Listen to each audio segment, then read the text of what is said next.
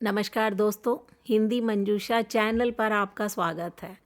चलते हैं कहानी मंच की ओर। आज की कहानी जो कि जीवन में हमारी सोच बदल सकती है, क्योंकि हमारा मन बहुत चंचल है, मन की स्थिति बहुत डांवाडोल होती है।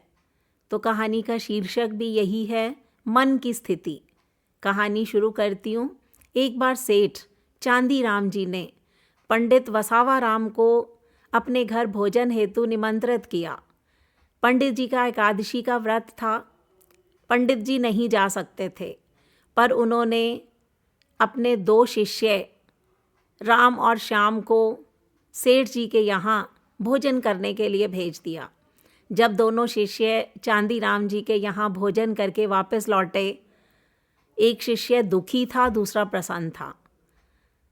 पंडित वसावा राम को आश्चर्य हुआ। पंडित जी ने पूछा, बेटा दुखी क्यों हो? क्या सेठ ने भोजन में अंतर कर दिया? तो शिष्य बोला, नहीं गुरुजी। तो गुरु ने कहा, तो क्या सेठ ने आसन में अंतर कर दिया? शिष्य बोला, नहीं गुरुजी। गुरुजी फिर बोले, क्या सेठ ने दक्षिणा में अंतर कर दिया? शिष्य बोला, नहीं गुरुजी, बराबर दक्षिणा दी, 2 रुपए मुझे और 2 रुपए दूसरे को। अब तो गुरुजी को और भी आश्चर्य होने लगा। उन्होंने पूछा, फिर कारण क्या है जो तुम इतने दुखी हो? राम, जो कि बहुत दुखी चेला था, और वही बोला, गुरुजी मैं तो सोचता था सेठ बहुत बड़ा आदमी है, कम से कम 10 रुपए तो दक्षिणा देगा, पर उसने 2 रुपए ही दी, इसलिए मैं दुखी हूँ। गुरुजी ने दूसरे से पूछा, श्याम से पूछा, तुम क्यों प्रसन्न हो?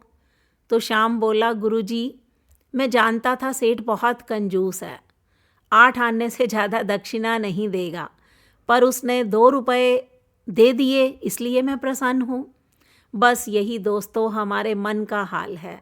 संसार में घटनाएं समान रूप से घटती हैं, पर कोई इन्हीं घटनाओं से सुख प्राप्त करता है, कोई दुखी होता है। पर असल में ना दुख है ना सुख है, ये हमारे मन की स्थिति पर निर्भर करता है। इसलिए मन को प्रभु चरणों में लगाओ।